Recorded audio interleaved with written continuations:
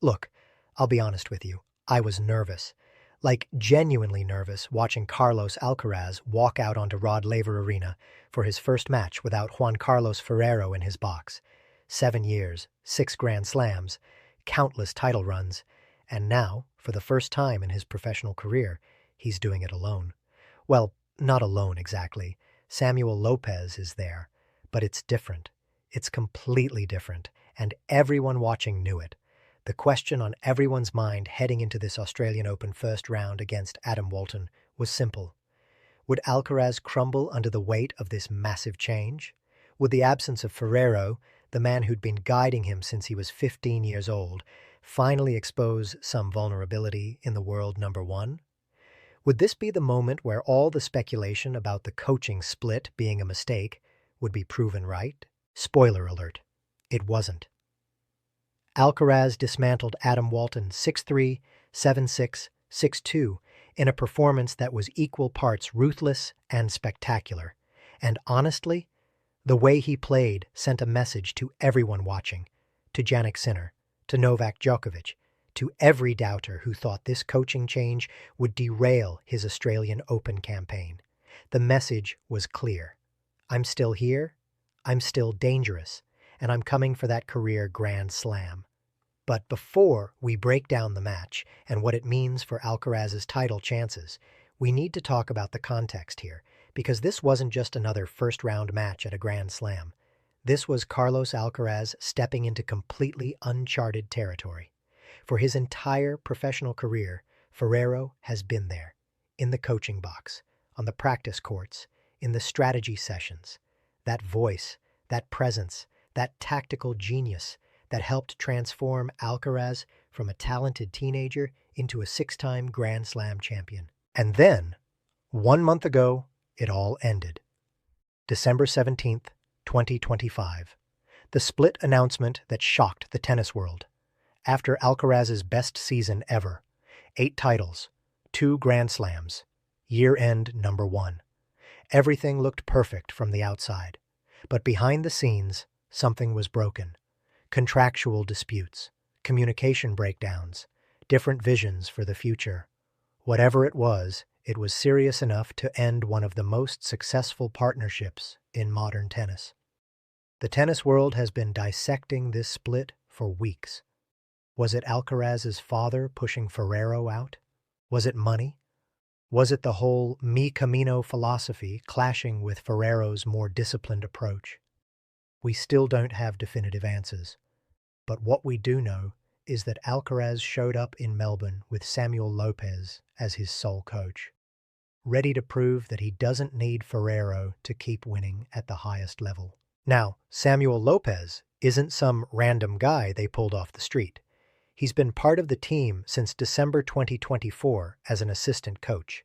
He worked with Alcaraz at tournaments that FERERO didn't attend in 2022 and 2023. He coached Pablo Carreño Busta for years, helping him reach a career-high ranking of world number 10. He's won 7 ATP titles with Carreño. He knows what he's doing. He's a legitimate, experienced coach who's worked at the highest levels of the sport. But still, there's a difference between being the assistant coach and being the head coach.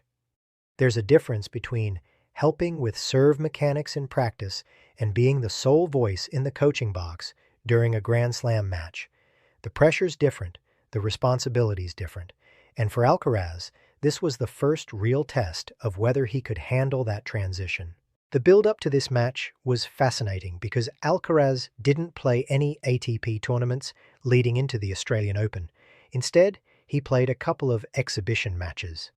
One against Sinner in Seoul, which was more about entertainment than serious competition, and one against Alex de Minaur right here at Rod Laver Arena, which Alcaraz won, but again, it's an exhibition. It doesn't count.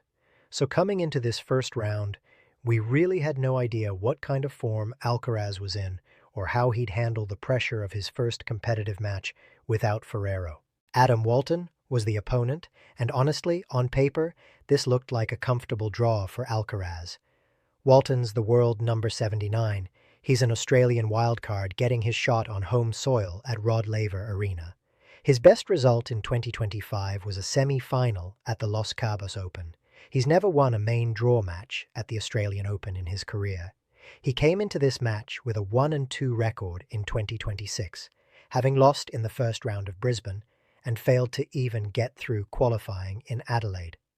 But here's the thing about these home wildcards at Grand Slams. They're dangerous. The crowd's behind them. They've got nothing to lose. They can play loose and free because nobody expects them to win.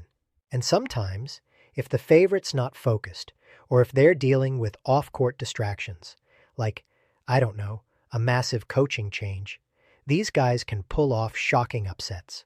Plus, Walton had faced Alcaraz once before. Queen's Club Championship last June, on grass. Alcaraz won 6-4, 7-6, but Walton pushed him in that second set. He had set points. He showed he could compete with the world number one, at least for stretches. So coming into this match, Walton knew he wasn't completely outmatched. He knew if he could get the crowd behind him, and if Alcaraz was feeling any nerves about the FERERO situation, maybe, just maybe, he could make this interesting. And you know what? For about a set and a half, Walton did make it interesting. The first set started pretty evenly. Both guys holding serve comfortably. The ball was flying off both rackets. Alcaraz was probing for openings, testing Walton's defenses, figuring out the patterns, but Walton was holding his ground. He wasn't backing down. The crowd at Rod Laver Arena was getting into it, cheering every winner from the Australian. Alcaraz finally broke through in the 8th game. 4 breakpoints. Walton saved the first 4, but on the 5th one, Alcaraz unleashed this absolutely sizzling forehand winner down the line that Walton had no chance on. That's the shot that broke the deadlock. That's the shot that gave Alcaraz the opening he needed. He served out the set 6-3, and you could see him starting to settle in. The nerves, if there were any, were starting to fade. But then something unexpected happened in the second set. Walton raised his level. He started going for his shots more. He started serving bigger. He got more aggressive on returns. And he broke Alcaraz to go up 3-1. The crowd erupted. This wasn't supposed to happen. The world number one, playing without his longtime coach for the first time, was suddenly down a break in the second set to a wild card ranked 79 in the world. And this is where things got really interesting, because this was the moment. This was the test. Would Alcaraz panic? Would the absence of FERERO's calm voice from the coaching box become a problem? Would we see signs of instability, of doubt, of that transition affecting his performance? Nope. Not even a little bit. Alcaraz just locked in. He broke right back. He held serve. He fought off breakpoints. He refused to let Walton gain any momentum. The Australian was playing well. Credit to him. He was making Alcaraz work for everything. He was staying in rallies, hitting winners, giving the crowd something to cheer about. But Alcaraz wasn't going away. He was matching Walton shot for shot, staying patient, waiting for his opportunities. The set went all the way to a tiebreak. 7-all. And in tiebreaks, class usually tells.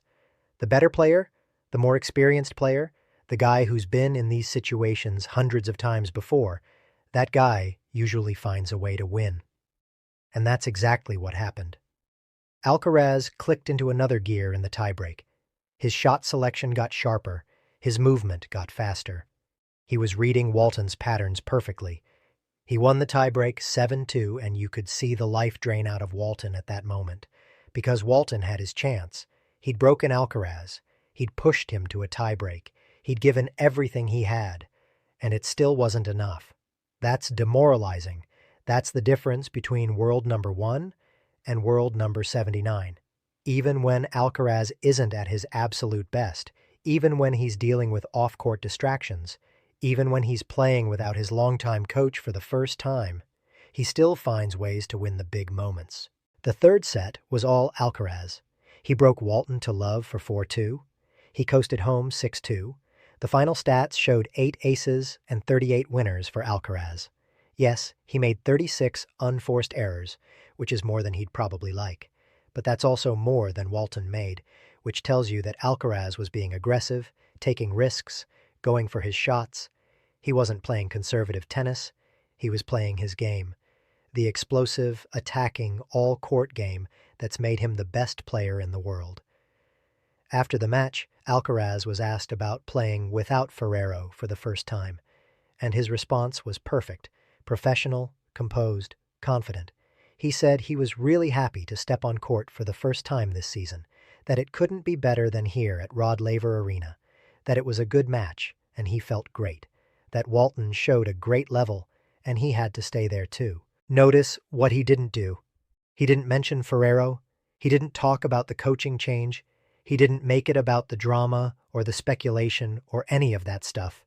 He kept it about the tennis, about his performance, about moving forward. That's exactly the approach he needs to take if he's going to win this tournament. Because here's the reality. Everyone's going to be watching for signs that the FERERO split is affecting Alcaraz. Every match, every press conference, every moment on court, people will be analyzing whether he looks different, plays different, handles pressure differently without FERERO in his box. That's the burden he's carrying now. And the only way to silence those questions is to keep winning, to keep performing at the highest level, to prove that he's bigger than any one coaching relationship. And in his first match, he did exactly that. Was it perfect? No. The 36 unforced errors suggest there's room for improvement.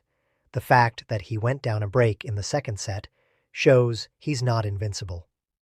But the way he responded to adversity, the way he won the crucial tiebreak, the way he dominated the third set, that's championship tennis. That's world #1 tennis. That's the tennis of someone who's not fazed by distractions or changes or pressure. Samuel Lopez, watching from the coaching box, had to be pleased with what he saw. His player came out and got the job done, convincingly, in straight sets, against a motivated opponent with a partisan crowd behind him. Lopez has said in interviews that there's no other player with Alcaraz's speed and power, that his ability to accelerate combined with his magic makes him unique, and we saw all of that on display against Walton. But what impressed me most wasn't the shot-making or the athleticism. It was the composure, the mental strength, the refusal to let the moment get too big. Because this could have gone wrong in so many ways. Alcaraz could have come out tight, overthinking everything without FERERO's voice to guide him. He could have panicked when he went down a break in the second set. He could have let the crowd and the occasion affect him. But he didn't. He played free, he played aggressive, and he got the win. Now he moves on to face Yannick Hanfmann in the second round. Hanfmann's the German player who lost in the first round here last year. Alcaraz leads their head-to-head 2-0, and both of those wins came pretty comfortably. On paper, it's another match Alcaraz should win, but every match is a new test. Every match is another opportunity for people to scrutinize how he's adjusting to life without FERERO. The bigger picture here is about the career Grand Slam chase. Alcaraz has won the French Open twice, Wimbledon twice, and the US Open twice. But he's never won the Australian Open. He's never even made it past the quarterfinals in Melbourne. Last year, he lost to Djokovic in the quarters. The year before that, he lost to Zverev in the quarters. In 2023, he didn't even play because of injury. This tournament has been his kryptonite. But if he wins it this year, at age 22, he becomes the youngest man in the Open era to complete the career Grand Slam. He'd surpass Rafael Nadal, who did it at 24. That's historic. That's legacy-defining. That's the kind of achievement that separates the great from the all-time great. And Alcaraz himself has said that winning the Australian Open is his main goal for 2026. He'd rather win Melbourne than defend his French Open and US Open titles. That's how important this is to him. The path to the title goes through some serious obstacles. In his quarter of the draw, he could face Alex de Minaur in the fourth round. De Minaur's the Australian #1, ranked 6th in the world, and he'd have the home crowd completely behind him. That would be a massive test. Then potentially Alexander Zverev in the semifinals. Zverev's the number 2 seed, made the final here last year, and he's desperate for his first Grand Slam title. He's been knocking on the door for years. And then, if Alcaraz gets through all of that, he'd likely face Jannik Sinner in the final. Sinner's the two-time defending champion. He's won 14 straight matches at the Australian Open. He's specifically been working on his net transitions and serve to counter Alcaraz's game. Their rivalry is the defining storyline of men's tennis right now. They've shared the last 8 Grand Slam titles. They've contested the last 3 Grand Slam finals. Alcaraz leads their head-to-head 11-6, but Sinner's been closing the gap. A final between these two, with Alcaraz chasing the career Grand Slam and Sinner defending his title and trying to become only the second man in the Open era to win 3 straight Australian Opens, would be absolutely epic. It would be the kind of match that people remember for decades. And it would be Alcaraz's ultimate test without FERERO. Can he win the biggest match of his career against his biggest rival at the tournament that's eluded him without the coach who's been with him for every other major victory? We don't know the answer yet. But after watching him dismantle Walton in the first round, I'm a lot more confident than I was before the tournament started. Because Alcaraz didn't just win. He won convincingly. He won with style. He won while showing no signs of being affected by the coaching change. That's significant. That's a statement. The tennis media has been speculating for weeks about whether this coaching change would hurt Alcaraz's chances in Melbourne. Some people thought he should have waited until after the Australian Open to make the switch. Some people questioned whether Samuel Lopez has enough experience to be a sole head coach at a Grand Slam. Some people wondered if the lack of FERERO's tactical genius would be exposed against top opponents. But Alcaraz doesn't seem concerned about any of that. In his post-match comments, he talked about how good it felt to be back on court, how he enjoyed playing at Rod Laver Arena, how he's happy with his level. There was no doubt in his voice, no hesitation, no second-guessing, just confidence, just focus, just a world number 1 who knows he's good enough to win this tournament regardless of who's in his coaching box. And maybe that's the real story here. Maybe the FERERO split, as shocking as it was, is actually freeing for Alcaraz in some ways. Maybe working with just Samuel Lopez, someone who joined the team specifically to help him improve, someone who's been focusing on his serve and his overall game, maybe that fresh perspective is exactly what he needs to finally break through in Melbourne. Lopez has talked about how they've emphasized Alcaraz being himself, being clear about his routines, his attitude, his approach, not worrying so much about the technical details, but building Carlos Alcaraz, the person and the competitor. That philosophy seems to be working, because the Alcaraz we saw against Walton looked loose, looked free, looked like someone playing with joy and confidence rather than someone weighed down by expectations or changes. The unforced error count is something to monitor going forward. 36 errors in a 3-set match against a player ranked 79 is higher than ideal. But it's also the first match of the tournament. It's also his first match without FERERO. It's also Alcaraz's style to be aggressive, to take risks, to go for winners even when the percentage play might be to keep the ball in play. That's who he is as a player. That's what makes him special. As the tournament progresses, I'd expect that error count to come down as he gets more matches under his belt, as he and Lopez develop their rhythm together, as he settles into the new dynamic. But even with those 36 errors, he still won in straight sets. He still dominated the third set. He still looked like the best player on the court. That's what matters.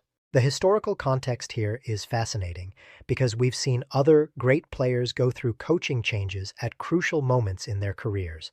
Sometimes it works out brilliantly. Sometimes it's a disaster. Djokovic has changed coaches multiple times throughout his career, and it hasn't stopped him from winning 24 Grand Slams. Federer worked with different coaches at different stages and kept winning.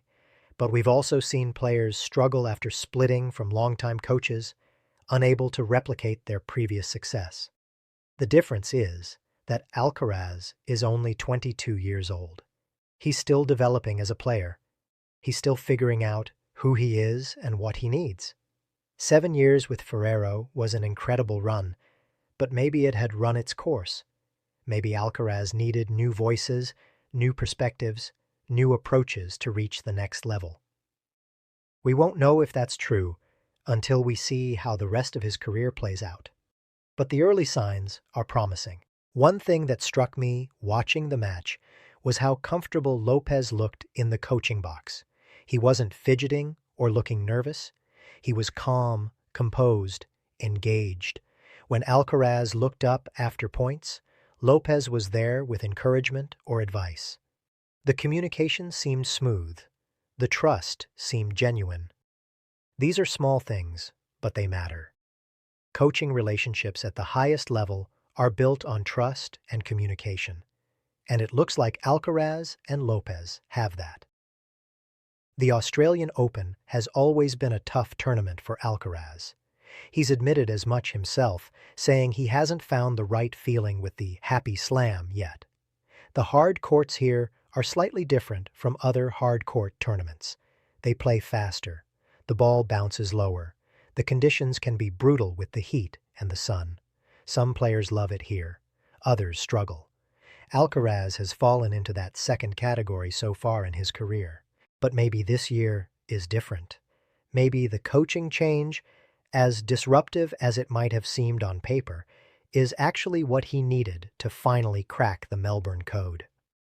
Maybe Lopez's fresh approach to his training and preparation is better suited to the Australian Open than FERERO's methods were. Maybe sometimes you need to shake things up to break through barriers. The tournament is still young. We're only one match in. There are 6 more rounds to go before Alcaraz can lift that trophy and complete the career Grand Slam. 6 more rounds of dealing with questions about FERERO. 6 more rounds of proving he can win without his longtime coach. 6 more rounds of facing tougher and tougher opponents who will test every aspect of his game. But if this first match is any indication, Alcaraz is ready for the challenge. He came out, he took care of business, and he sent a message to everyone watching. The coaching change doesn't scare him. The pressure doesn't scare him. The history doesn't scare him. He's here to win the Australian Open, and nothing's going to stop him. The doubters who thought the FERERO split would derail his Australian Open campaign got their answer today. No FERERO, no problem. Alcaraz is still Alcaraz. Still explosive, still brilliant, still capable of beating anyone in the world on his day.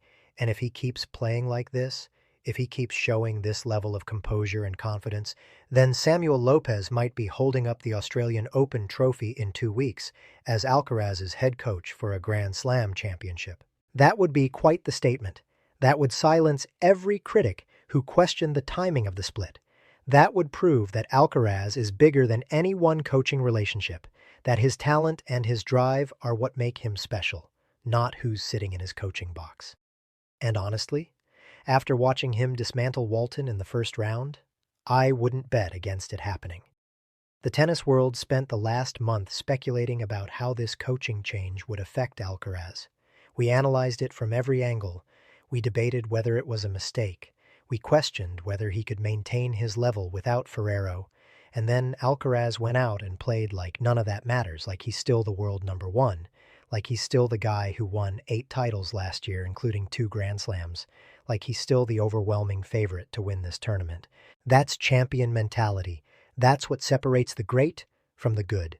The ability to block out the noise, focus on what matters, and perform when it counts. Alcaraz showed all of that in his first round win over Walton. And if he keeps showing it round after round, then we might be witnessing the beginning of something special. The completion of the career Grand Slam at 22 years old, without the coach who helped him win his first 6 majors, would be one of the great stories in tennis history. We're 2 weeks away from finding out if that story has a happy ending. But after today, after watching Alcaraz cruise to a straight sets victory in his first match without FERERO, I'm starting to think it might. Because champions find ways to win, they adapt, They overcome, they prove their doubters wrong, and that's exactly what Carlos Alcaraz did in his Australian Open first round. No FERERO, no problem, just a world number one doing what world number ones do, winning matches, making it look easy, and marching toward history. Round one complete. 5 more to go. Let's see if anyone can